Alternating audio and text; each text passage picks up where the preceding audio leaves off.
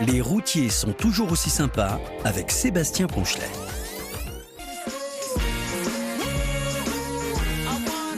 Alors Gwen Stefani, alors des fois, voilà, ça a pris un peu de temps.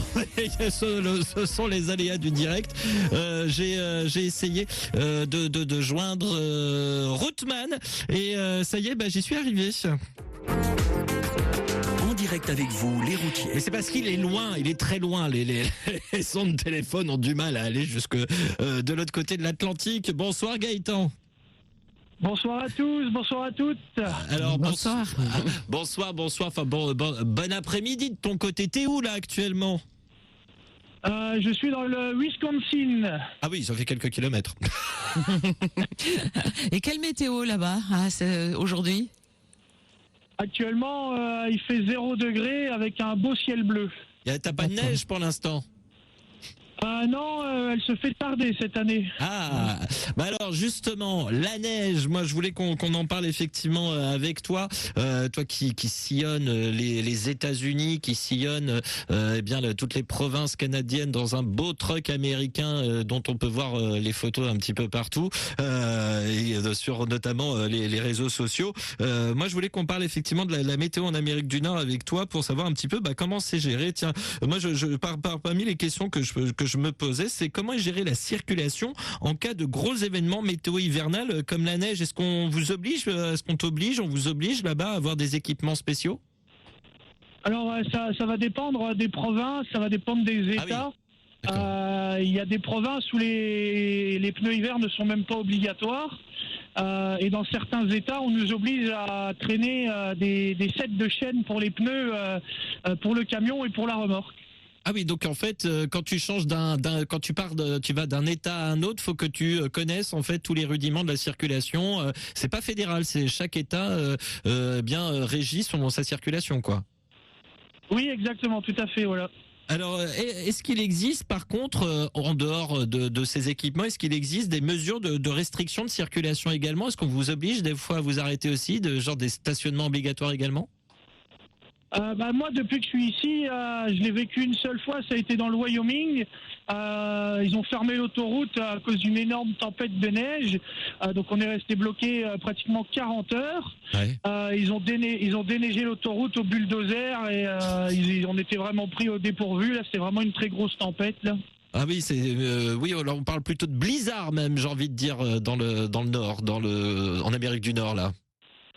Oui, exactement, oui. Toi, tu avais déjà vécu de la neige en France? Un tout petit peu. Oui, là, pour le coup, vraiment ça... pas beaucoup.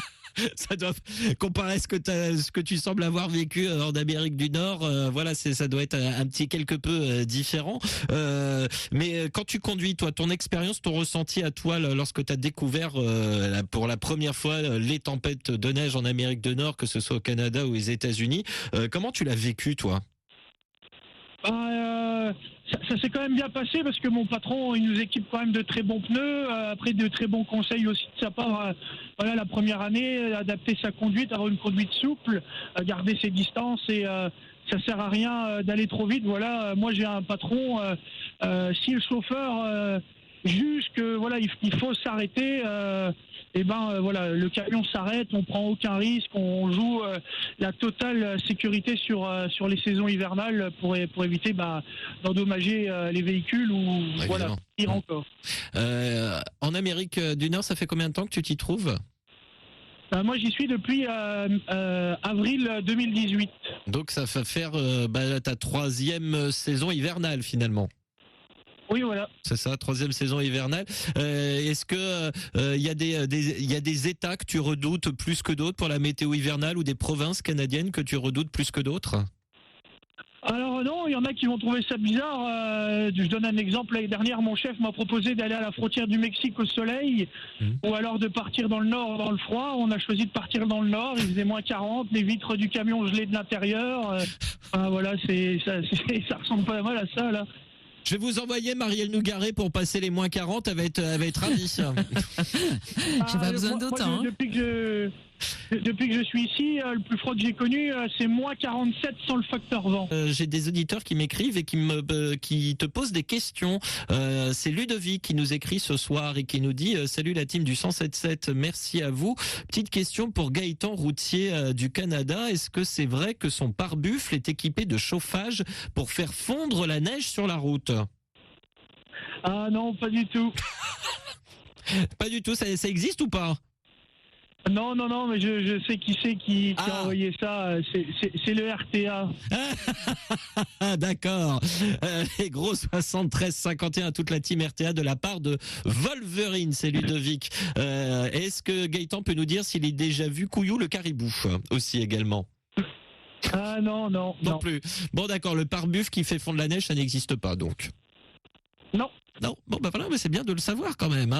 Il y a Yannick également qui dit les bons chiffres à Tantan, Gaëtan Routman. Gaëtan, j'ai envie qu'on parle aussi de ton expérience plus générale en tant que conducteur routier français au Canada. Tu ne regrettes pas ton choix de t'être expatrié comme ça?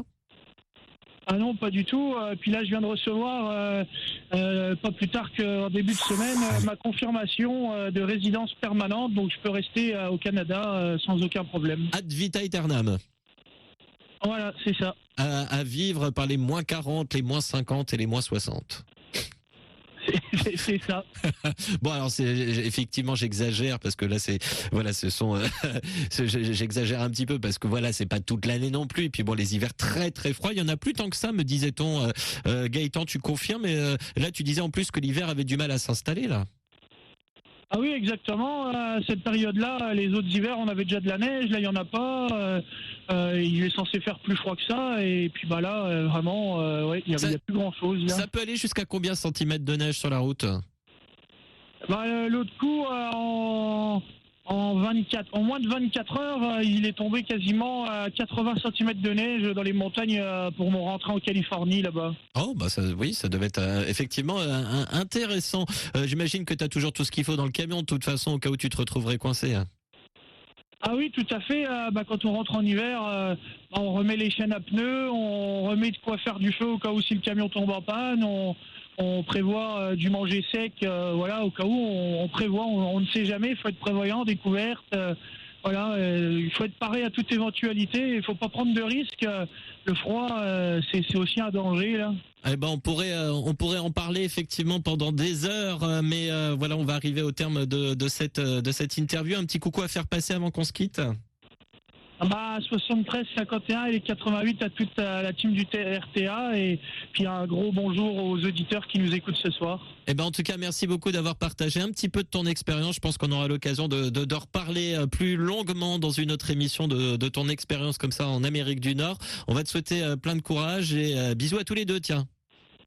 Merci beaucoup, des bisous à vous, bonne fin d'émission et ce sera avec grand plaisir de repasser avec vous à la radio. Eh ben à très bientôt Gaëtan, très très belle soirée, merci encore.